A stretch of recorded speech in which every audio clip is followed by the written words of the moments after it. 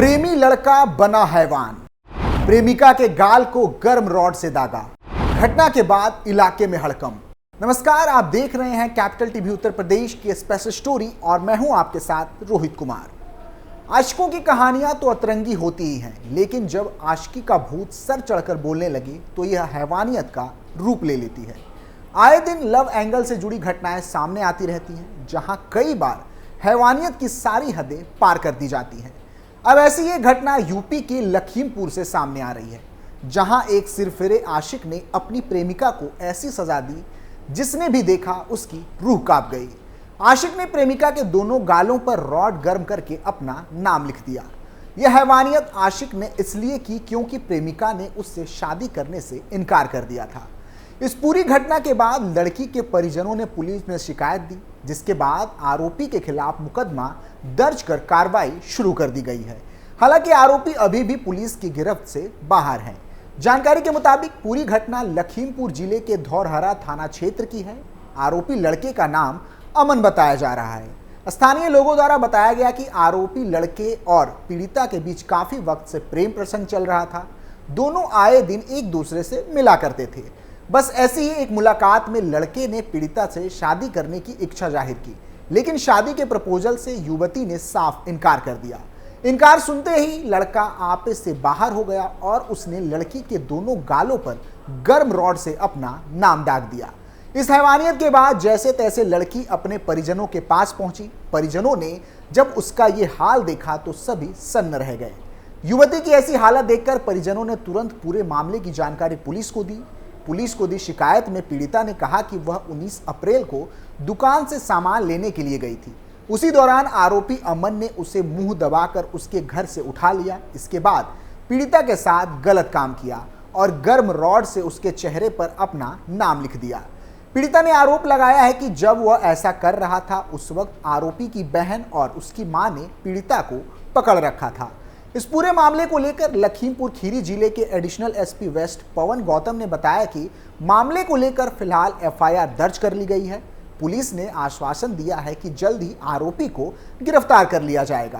कहते हैं ना कि इंसान जब हैवान बन जाता है तो वह दरिंदगी की सारी हदें पार कर देता है। बीते साल कानपुर से एक ऐसा ही दिल दहला देने वाला मामला सामने आया था, जहां पति की हैवानियत देखकर सभी दंग रह गए थे। कानपुर के गोविंद नगर थाना क्षेत्र के अंतर्गत रहने वाली लड़की की शादी 2 साल पहले लखनऊ के खारिका में रहने वाले एक लड़के से हुई थी। शादी में पिता ने 40 लाख रुपए से ज्यादा खर्च किया था, लेकिन फिर भी दहेज की मांग को लेकर पति और ससुराल वालों का पेट नहीं भरा। इस बात को लेकर वह अक्सर लड़की को टॉर्चर करने लगे। उनकी इस हरकत में पति भी शामिल हो गया। आरोप है कि वह पत्नी को जबरन शराब और सिगरेट पीने को मजबूर करता था। आरोपी अक्सर सिगरेट जलाकर पत्नी के अंगों को लाइटर से जलाकर हंसता था। यही नहीं, वह नशे की हालत में मोबाइल से तस्वीरें खींचकर बदनामी का डर भी दिखाता था।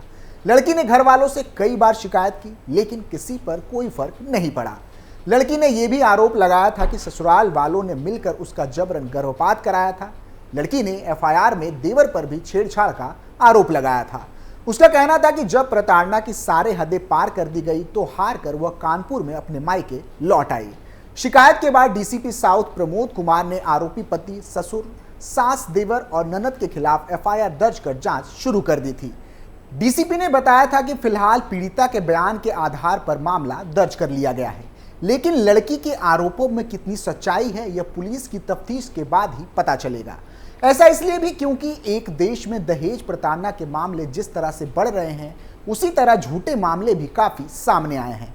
ऐसे में जरूरत इस बात की है कि ऐसे मामलों की बारीकी से जांच की जाए, जिससे पीड़ित को न्याय मिल सके। मालूम हो कि बस यूपी ही नहीं, मध्य प्रदेश के रीवा से भी साल 2022 में एक ऐसी ही खबर सामने आई थी। इस घटना की वीडियो ने तो पूरे सोशल मीडिया पर कोहराम मचा दिया था।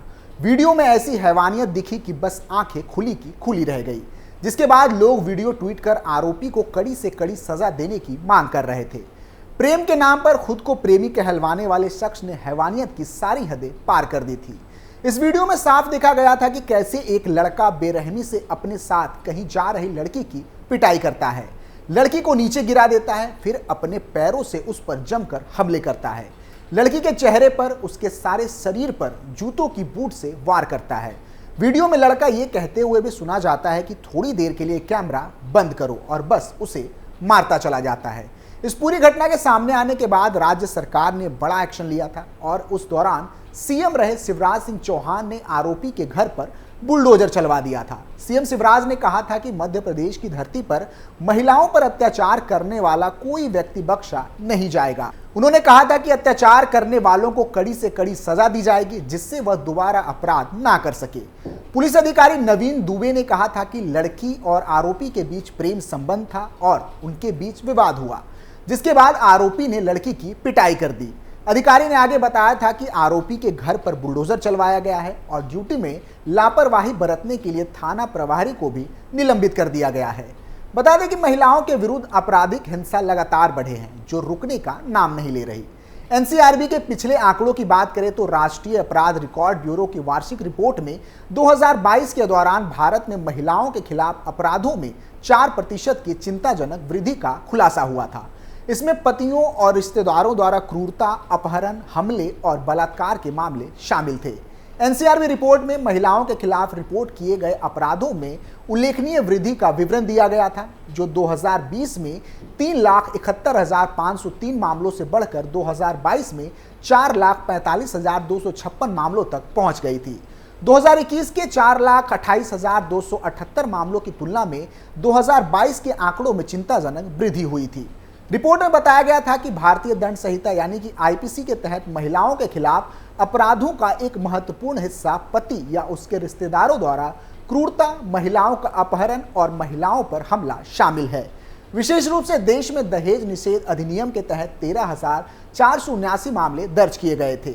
2022 की यह रिपोर्ट महिलाओं के खिलाफ अपराध, बच्चों, वरिष्ठ नागरिकों, अनुसूचित जाति और अनुसूचित जनजाति के खिलाफ अपराधों में क्रमशः 8.7%, 9.3%, 13.1% और 14.3% की वृद्धि का संकेत देता है। इसके अतिरिक्त 2022 में आर्थिक अपराधों में 11.1% की वृद्धि, भ्रष्टाचार में 10.5% की वृद्धि और साइबर अपराधों में 24.4% की वृद्धि आश्चर्यजनक वृद्धि दिखाती है। इसके अलावा दिल्ली, मुंबई और बेंगलुरु जैसे प्रमुख शहरों में संबंधित रुझान देखे गए। दिल्ली में महिलाओं के खिलाफ अपराध के 14,158 मामले दर्ज किए गए थे। इसके अलावा मुंबई में 80.6% की उच्च आरोप पत्र दर्ज के साथ 6,176 मामले दर्ज किए गए थे, जबकि बेंगलुरु में 74.2% आरोप पत्र दर्ज के साथ 3,924 मामले दर्ज किए गए। उत्तर प्रदेश में आईपीसी और विशेष स्थानीय कानूनों के तहत महिलाओं के खिलाफ अपराध के सबसे अधिक 65,743 मामले दर्ज किए गए थे। महाराष्ट्र में 45,331 मामले दर्ज हुए और राजस्थान में 45,058 मामले दर्ज किए गए थे, जिनमें से प्रत्येक में अलग अलग आरोप पत्र थे। रिपोर्ट के खुलासे देश भर में कमजोर लोगों के खिलाफ अपराधों में खतरनाक वृद्धि को संबोधित करने के लिए व्यापक रणनीतियों की तत्काल आवश्यकता को रेखांकित करते हैं। एक और विधायिका में महिलाओं की भागीदारी बढ़ाने की बात की जा रही है, तो वहीं दूसरी ओर राष्ट्रीय महिला आयोग में हिंसा, दहेज और अन्य मामलों की शिकायतें बढ़ती जा रही हैं। पिछले 2 वर्षों में सालाना 30,000 से अधिक शिकायतें मिली हैं। बीते साल 19 सितंबर तक राष्ट्रीय महिला आयोग में महिलाओं के खिलाफ अपराध की कुल 20,693 शिकायतें मिली थी। सरकार ने देश के विकास में महिलाओं की भागीदारी बढ़ाने के लिए लोकसभा और राज्यसभा की विधानसभाओं में महिलाओं के लिए 1/3 सीटें आरक्षित करने का विधेयक पेश किया था। इस वर्ष मिली शिकायतें साल 2022 की कुल शिकायतों के 67.7% के बराबर है। राष्ट्रीय महिला आयोग के आंकड़े दर्शाते हैं कि साल 2022 में 30,957 शिकायतें मिली थी, जो साल 2014 के बाद से सर्वाधिक है। उस साल 30,906 शिकायतें दर्ज की गई थी। साल 2021 में 30,000 से अधिक शिकायतें मिली थी। आयोग ने एसिड अटैक, महिलाओं के खिलाफ साइबर अपराध, दहेज हत्या, यौन शोषण और दुष्कर्म जैसे 24 श्रेणियों में शिकायत दर्ज की थी। सर्वाधिक शिकायतें गरिमा के साथ जीने का अधिकार को लेकर दर्ज की गई थी। इसके बाद घरेलू हिंसा, दहेज उत्पीड़न, महिलाओं के साथ दुर्व्यवहार, छेड़खानी, दुष्कर्म का प्रयास और दुष्कर्म का स्थान है। आधे से अधिक शिकायतें उत्तर प्रदेश की हैं। दिल्ली में कुल 1,765 मामले दर्ज किए गए थे। इसके बाद बिहार में 979, महाराष्ट्र में 906 और मध्य प्रदेश में 856 का स्थान है। कुल मामलों में इन 5 राज्यों की 77.9% हिस्सेदारी है। पिछले साल भी 54.5% मामले उत्तर प्रदेश के थे। आर्थिक सहयोग और विकास संगठन के आंकड़ों के अनुसार महिलाओं के प्रति हिंसा के मामले में भारत G20 देशों में तीसरा पायदान पाता है, जो कि भारी चिंता का विषय है। फिलहाल के लिए इतना ही। आप देखते रहिए कैपिटल टीवी उत्तर प्रदेश। नमस्कार।